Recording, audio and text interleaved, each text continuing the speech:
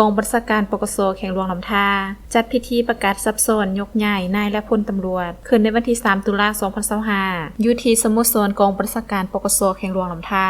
โดยการเข้าร่วมของพันเอกปริญญาเอกอาคมวงศ์พระจันทร์รองหัวหน้ากองบัญชาการปกส.แข่งหลวงลำทา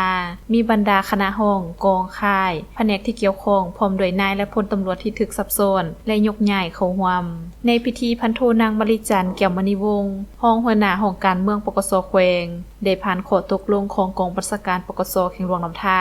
ฉบับเลขที่6856/ปกส.โลโทลงวันที่2ตุลาคม2025ว่าด้วยการยกย้ายนายและพลตำรวจจำนวน8สหายในนี้ยกย้ายไปห้องตำรวจ1สหายห้องการกองบัญชาการ1สหายกองพันป้องกันเคลื่อนที่2สหายข่ายคุมขังดัดสร้าง1สหายปกส.เมืองสิงห์2สหายและปกส.เมืองหลวงลำทา1สหายผ่านข้อตกลงของกองบัญชาการปกส.แขวงฉบับเลขที่6858/ปกส.โลโท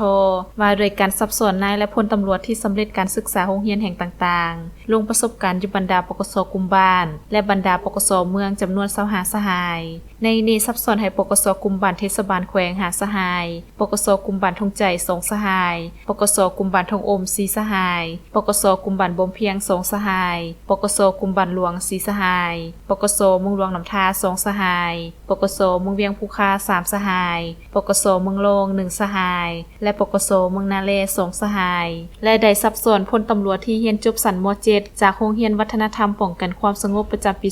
2025ให้กองพันป้องกันเคลื่อนที่จำนวน4สหายโอกาสเดียวกันนี้พันเอกปริญญาเอกอาคมวงศ์พระจันทร์รองหัวหน้ากองบัญชาการปกส.แขวงก็ได้อบรมและเน้นหนักให้นายและพลตำรวจที่ถูกสับสนและยกย้ายในครั้งนี้ต้องมีแนวคิดอุ่นเอียงทุนเทียงพัฒนาตนเองสร้างตนเองเป็นแบบอย่างที่ดีให้กับประชาชนเพื่อรับใช้ประชาชนอย่างแท้จริงเพิ่มทวีความสามัคคีเป็นเอกภาพภายในให้หนักแน่นสุมใสเฮ็ดหน้าที่การเมืองปฏิบัติหน้าที่เวียกงานวิชาเฉพาะที่ได้รับการมอบหมายอย่างต่างหน้าและมีผลสำเร็จ